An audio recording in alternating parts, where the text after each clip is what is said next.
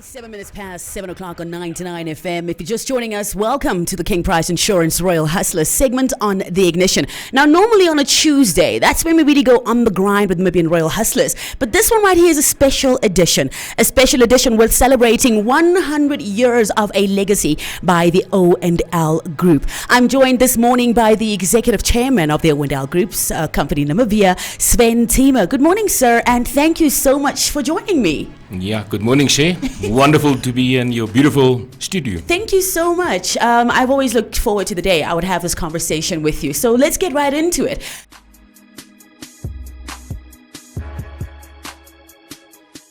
Yeah, firstly, I, as probably most, was born in Windhoek.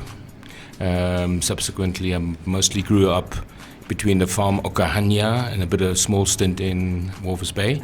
But eventually I went to school in Windhoek, the DHBS, did there my matric and abitur, and then thereafter I went to the University of Stellenbosch, started studying my accounting degree, and then I changed university, went to UCT in Cape Town, and did there my honors, and after that I joined Deloitte to qualify as a chartered accountant.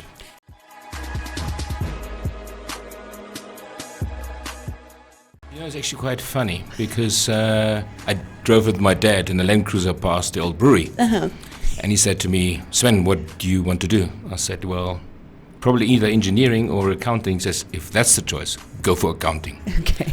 And that was the decision, and I never regretted it. But it's strange in life somewhere, you ask your dad, and he says, "Well, go for it," and I'm very proud of it still today.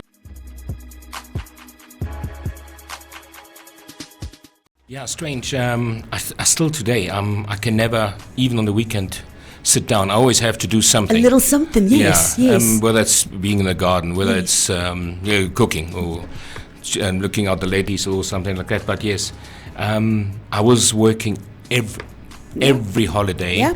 But I was working on the farm and with a carpenter, never for money. It just didn't interest me, and not that I didn't need it, but I just didn't think of, and there was no need for at that time a mobile phone or anything else. I was just happy doing that work. I was proud of,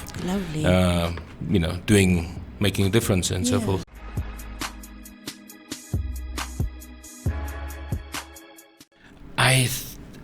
Probably it's not the easiest question to answer, but what I do know is that you need to see it as a family somehow. Whatever you have in the family values is very critical in the 100-year journey. Now, obviously, everything starts with a dream and what we call purpose, basically, a reason why we do things. And I think it was always clear that this company did something for the community or people in general of Namibia. It started off like that, day one. So it always knew what it was doing, and today we're very clear. We've redefined our purpose by creating a future and enhancing life. This is why we do things. This is why we bring out new products. This is why we focus on people and so forth. But then coming as a next step is those family values. Yes. You need to care about your people, and I think there's this little clear logic is that if you look after your people, they look after your customers, consumers. So in the hotel business, if you treat your employees as guests, then they can then know how to treat our customers there as guests. Absolutely. So from a value, a lot about the family values, caring, looking at the future, long-term thinking, never taking the shortcut. And then, of course, at the end, there is this dream, which we have for every 5 to 10 years. We have a big dream, and 2019 was one of those dreams. We had this vision, being the most progressive and inspiring company. We had clear vision metrics, what we wanted to achieve, and in fact, we basically achieved everything. And we defined already our next dream. So it needs to continue because the purpose drives us, creating a future, enhancing life.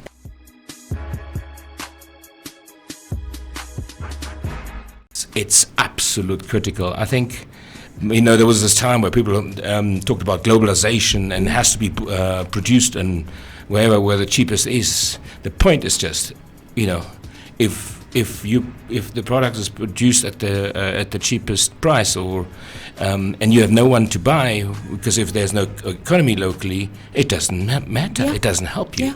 So the local economy, local value add is key. Yeah. And I think it is so key that if you even think of small examples now, and we take one our house examples, is like the milk. The moment you buy non-local milk, you support the job elsewhere. Yeah. And that was always this thing. I have to share that, because there was this mother and was saying, well, why should I buy for a milk $1 more? And after conversation, says, if you produce local, that produces jobs. Absolutely. Yeah. Because if you don't, these jobs are not there, they can't buy milk anyway. So we had an argument about that, and a little later she said, do you think there's a future opportunity for my kids? I said, no. Go outside, there where the milk is produced. There you find the job. Here, we want to support people that support local. So Absolutely. It's key. Absolutely. Yeah. We have to generate employment and income for people, otherwise they can't afford nothing. Absolutely supporting local businesses on the ground. Yeah.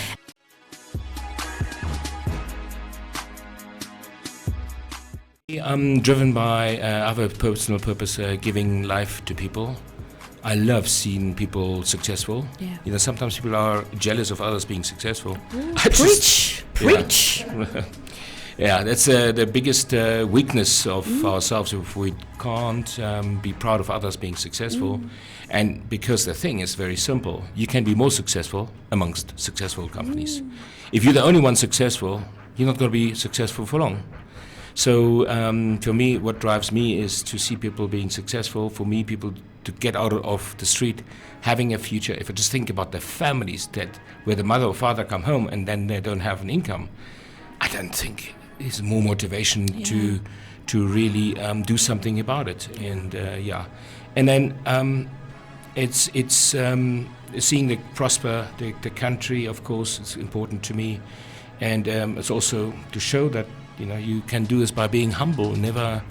You don't have to be this flashy, this or that, whatever. Yeah. And I love these people that they sit in their offices and so forth, but produce very little. Watch CNN or what is it? I've seen one sometimes there. So if we all bring our bit, I think we will be very, very well off.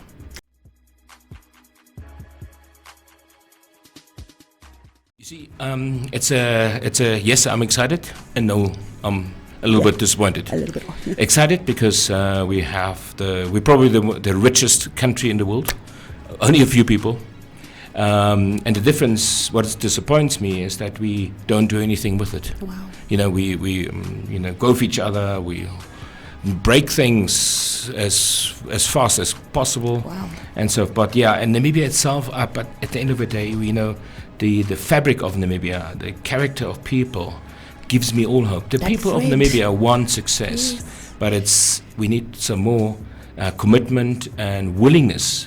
And even now, the economy, I tell you one thing, if we put our ducks in a row, we'll can turn it overnight. Absolutely. This is a challenge that definitely can bring about opportunities for us at the end of the day. Mr. Sven Thieme, thank you so much for joining us. Congratulations on being a part of a legacy and contributing to building that legacy of 100 years. I cannot wait to be a part of the celebrations we go throughout the rest of the year, and thank you for taking time out to join us this morning. It was wonderful. Thank you, Shay. Thank you very much. Well, I don't know how many gems you picked up while he was dropping them, but there's quite a number. They've been saying it on social media for the last, I don't know how many months. We hear it everywhere we go. Mama always tells us